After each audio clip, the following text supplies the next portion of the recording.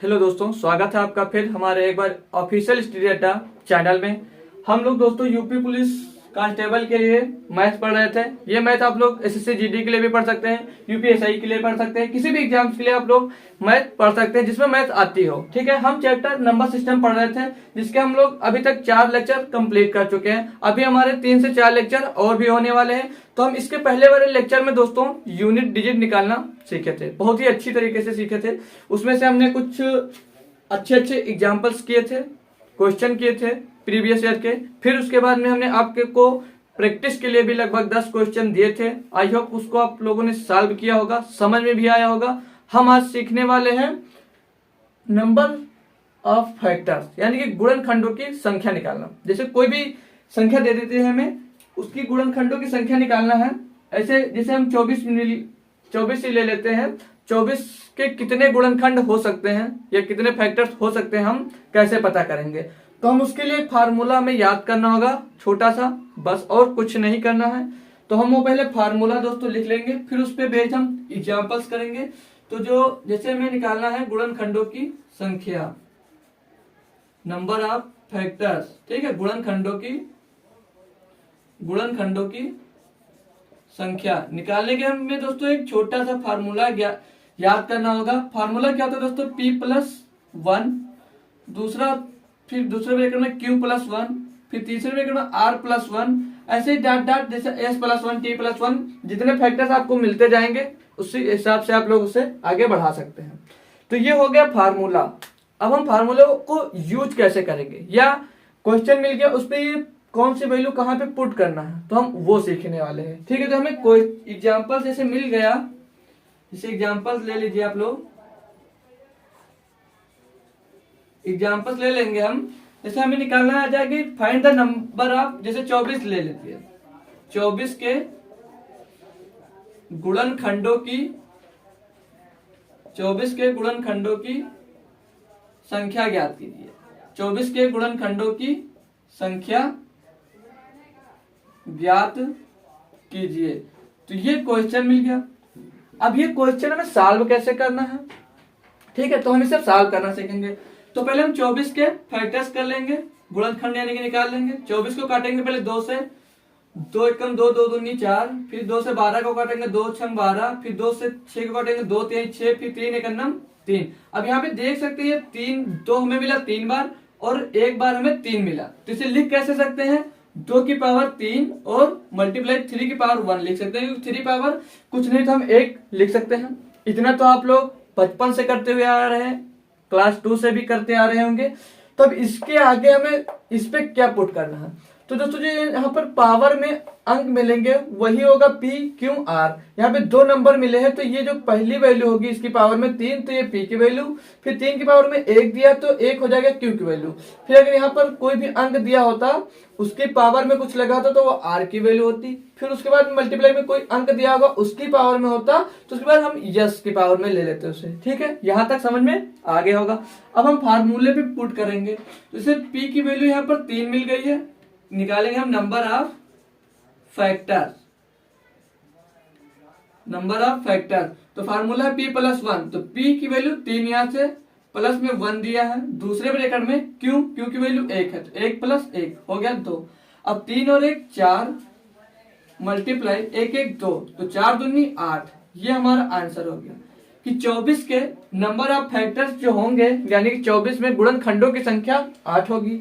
अब ऐसे 8 लिख दिए तो आप लोग को शायद समझ में ना आया हो, जो पहले से पढ़ चुके हैं उनको समझ में आ गया होगा।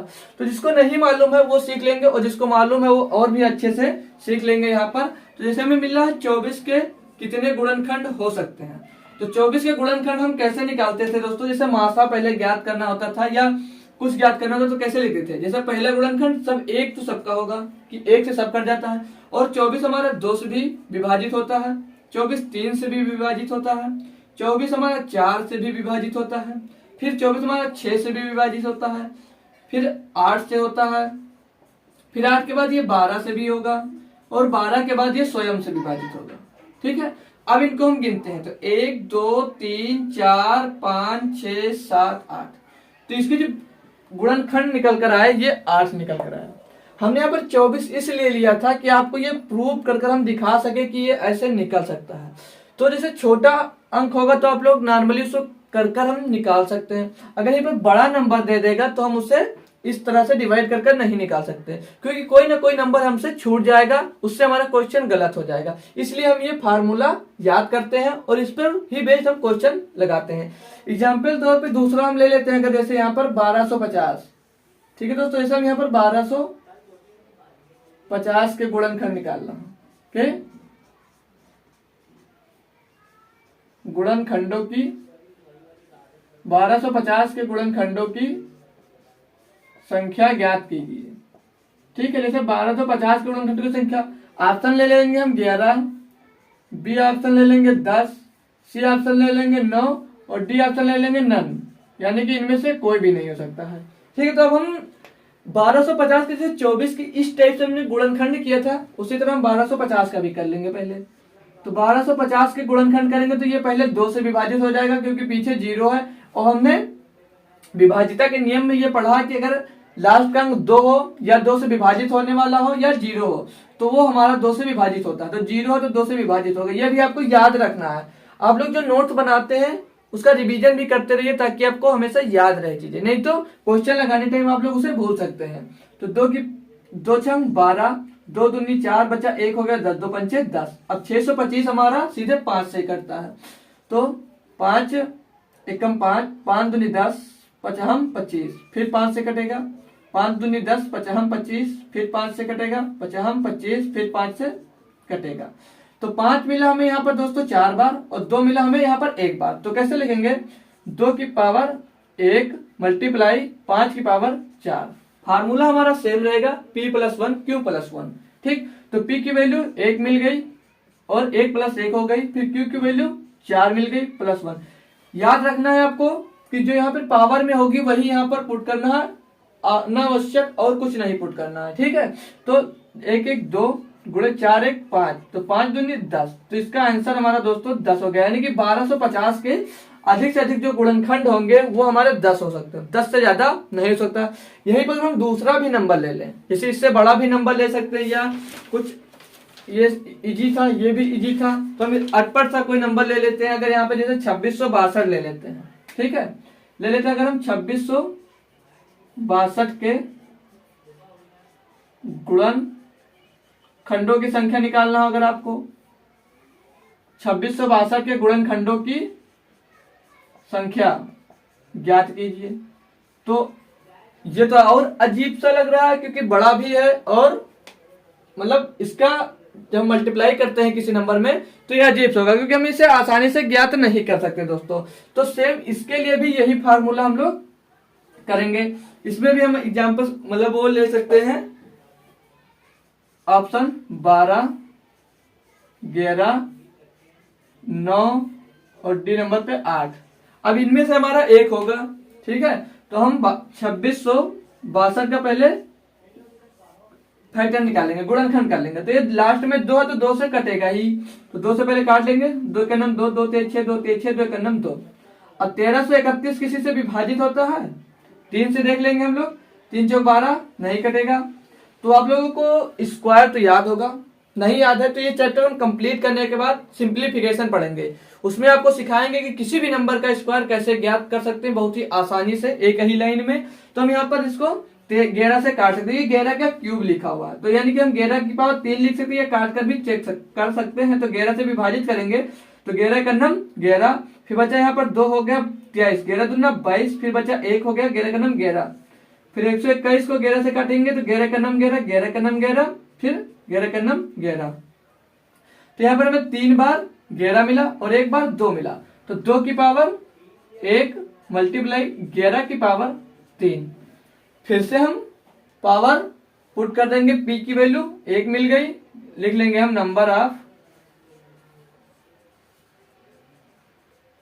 नंबर ऑफ फैक्टर्स, p की वैल्यू 1 और प्लस 1, फिर q की वैल्यू 3 प्लस 1, तो 1 1 2 1 1 2 मल्टीप्लाई 3 1 4, तो 2 चौके 8, ये हमारा 8 है कि 2662 में गुणनखंडों की संख्या जो निकल कर आएगी दोस्तों वो 8 मिलेगी। तो आई होप ये क्वेश्चन आपको समझ में आ गया होगा। कितना भी बड़ा नंबर हो इस टाइप से आपको सॉल्व करना है, फिर हमें उससे से वैल्यू आपको यहाँ पर उसकी पावर की value P Q R S T के फॉर्म में पुट करना है, उसमें +1 कर उसको आपस में मल्टीप्लाई कर देना है, आपके गुणनखंडों की संख्या निकल कर आ जाएगी। अब इसके बाद हम सीखेंगे क्या कि गुणनखंडों का योग, सम ऑफ फैक्टर्स। इसके बाद सीखने वाले हम सम ऑफ फैक्टर्स की गुणनखंडों की संख्याओं का योग, जैसे ये दिया इसका हम योग कैसे ज्ञात करते हैं, तो उसके लिए भी हमारे पास फार्मूला है, ना कि हम एक एक उसको जोड़ना पड़ेगा। तो ये आप लोग नोट करिए, हम आपको वो सिखाते हैं तुरंत। हमारा टॉपिक अब है सम ऑफ फैक्टर्स, गुणनखंडों की मतलब योग निकालना, गुणनखंडों का योग निकालना। ठीक है, हमारा टॉपिक है गुणनखंडों का योग ज्ञात करना। जैसे हम अभी गुणनखंड निकालना जस्ट सीख चुके हैं, तो उन सभी गुणनखंड का योग कैसे निकाला जाएगा हम यहाँ पर उसे सीखने वाले हैं। तो सेम हमारा होगा, बस फार्मूला चेंज हो जाएगा, बाकी जो प्रोसेस होता था वो हमारा सेम ही रहेगा प्रोसेस। तो हम उसके लिए भी फार्मूला पहले पढ़ लेते हैं। तो n बराबर a की पावर p मल्टीप्लाई b की पावर q मल्टीप्लाई c की पावर r। ठीक, इतना हम लोग सीखेंगे कि n बराबर a की पावर p गुणे b की पावर q गुणे c की पावर r। फिर इसको हम और भी सॉल्व करेंगे, ये उससे थोड़ा सा टफ है, जो अभी हम फार्मूला पढ़े हैं उससे थोड़ा टफ होगा। ठीक है, तो हम अब क्या करेंगे, निकालने के लिए क्या करेंगे, सम ऑफ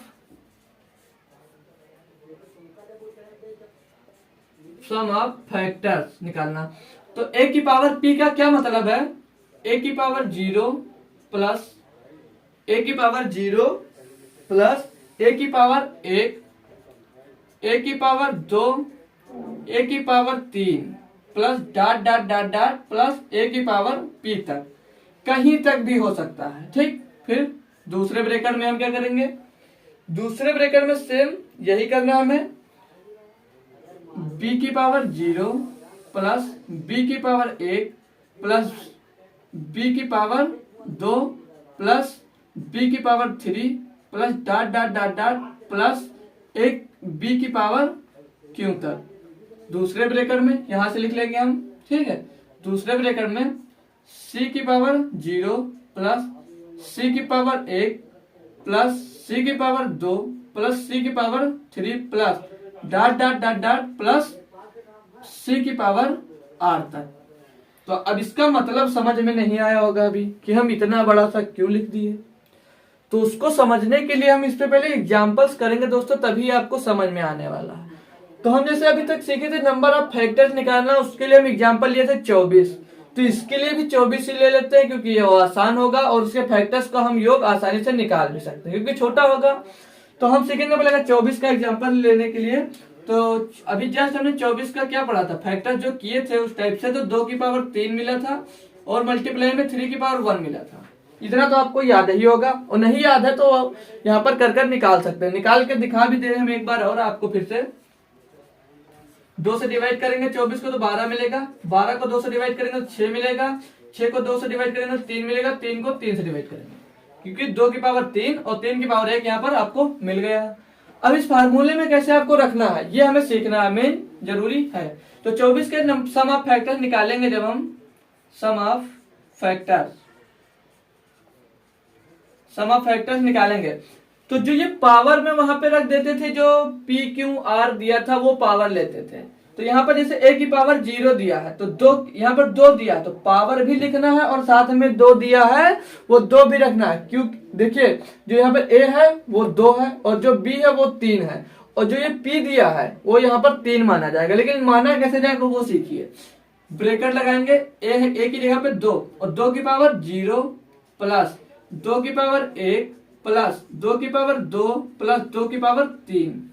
कब तक लिखना है, जब तक पावर तक हम पहुंच ना जाए। पावर अगर 10 बार लिखी गई है तो प्लस लगाकर 2 की पावर 4, 2 की पावर 5, 2 की पावर 6, ऐसे करते करते हम 2 की पावर 10 तक लिखेंगे और उसको आपस में जोड़ देंगे और ब्रैकेट बंद कर देंगे। फिर दूसरे ब्रैकेट में आइए, b की वैल्यू 3 है तो 3, 3 की पावर 0 दिया है, फिर प्लस 3 की पावर 1, तो ये कहां तक दिया, 1 तक दिया, इसीलिए हम इसको सिर्फ 1 तक लिखे। अब इसको सॉल्व करते हैं, तो किसी भी नंबर की पावर अगर 0 होता है तो उसका आंसर हमेशा 1 आता है।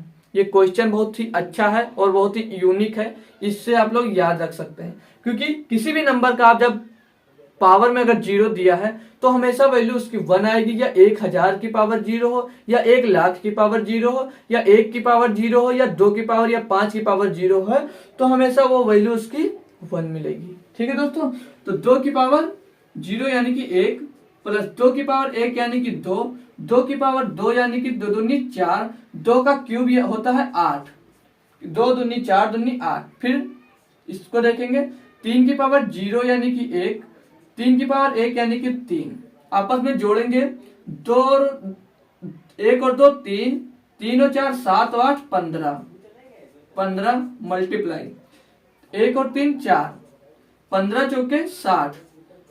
तो ये देख सकते हैं आप लोग कि जो इनके फैक्टर्स के योग मिलेंगे 24 के, सम ऑफ फैक्टर्स जो निकल कर आएंगे दोस्तों वो 60 मिलेगा। हम उसी तरह इसको भी प्रूव कर चेक कर लेंगे, क्योंकि आपको ऐसा न लगे कि ये ऐसे आ गया, क्या पता फार्मूला सही है या नहीं है, तो हम चेक कर लेंगे। ठीक है, 24 के हम जैसे फैक्टर्स लिखे थे अभी, उसी तरह सभी फैक्टर्स लिख लेंगे हम। तो 1 गुणे 2 गुणे 3 गुणे 4 गुणे 6 गुणे 8 गुणे 12 गुणे 24, इतने ही फैक्टर्स होते थे। 8 फैक्टर्स निकल कर आए थे, 1 2 3 4 5 6 7 8, इनको आपस में जोड़ना है। ठीक, 24 और 12 36, 36 और 8 44, 44 और 6 50, 50 और 4 54, 54 और 3 57, 57 और 2 59, 59 और 1 60। तो यहां से आपको ये चेक भी हो गया, प्रूव भी हो गया कि ये फार्मूला एकदम सही है। तो हम इसके बड़े एग्जांपल्स अगर लेते हैं, जैसे 345 के, 345 का सम ऑफ फैक्टर्स क्या होगा, 345 के गुणनखंडों का योग क्या होगा। तो हम पहले 345 के गुणनखंड करके देख लेते हैं। 345 दोस्तों 3 से कट जाएगा, पहले 3 से कटेगा, 3 एक अन्नम 3, 3 एक अन्नम 3, 3 बचे 15, फिर 3 से ये अब नहीं कटेगा, ये फिर 5 से कटेगा, तो 5 दूनी 10, 5 ते 15, 23 हमारी दोस्तों अभाज्य संख्या होती है जो स्वयं से ही कटती है, तो 23 एक अन्नम 23।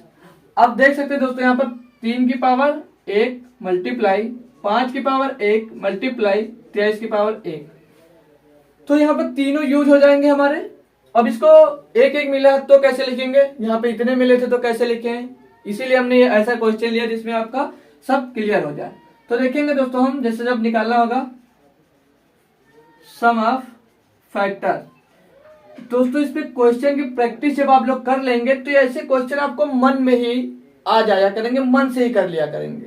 ठीक है, तो नंबर ऑफ फैक्टर्स, तो एक की वैल्यू है 3, 3 की पावर 1 है, तो पहले 3 की पावर 0 प्लस 3 की पावर 1 ब्रैकेट बंद, दूसरे ब्रैकेट में b की जगह पर 5 है, 5 की पावर पहले 0 फिर प्लस 5 की पावर 1 होगा ब्रैकेट बंद, दूसरे ब्रैकेट में 23 की पावर 0 प्लस 23 की पावर 1 दिया है।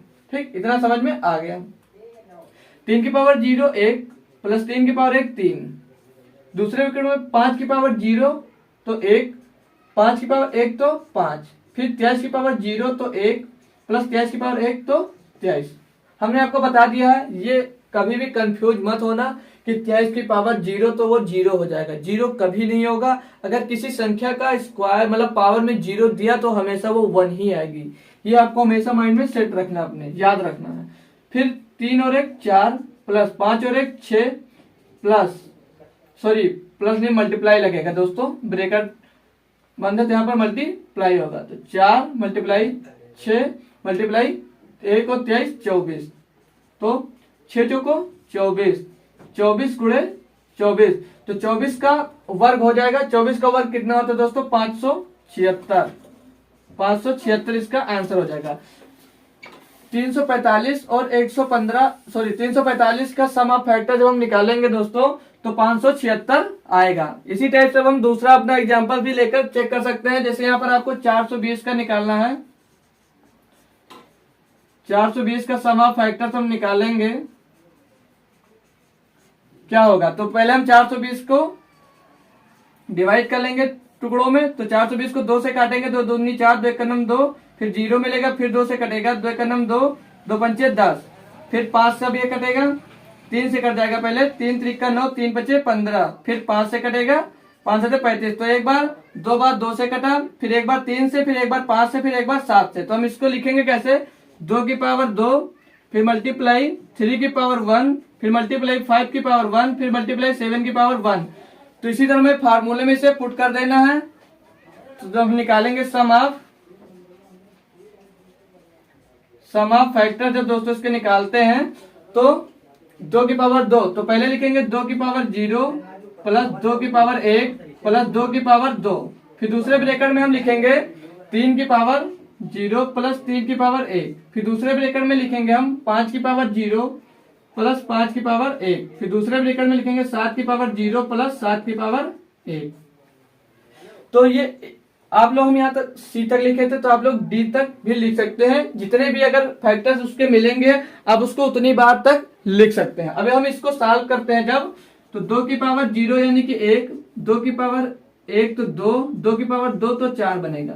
दूसरे ब्रैकेट में 3 की पावर 0 तो 1, 3 की पावर 1 तो 3, फिर 5 की पावर 0 तो 1 बनेगा, 5 की पावर 1 तो 5, फिर दूसरे 7 की पावर 0 तो 1, 7 की पावर 1 तो 7। इसको जोड़ लेंगे, 1 और 2 3 और 4 7, मल्टीप्लाई 3 और 1 4, मल्टीप्लाई 5 और 1 6, मल्टीप्लाई 7 और 1 8।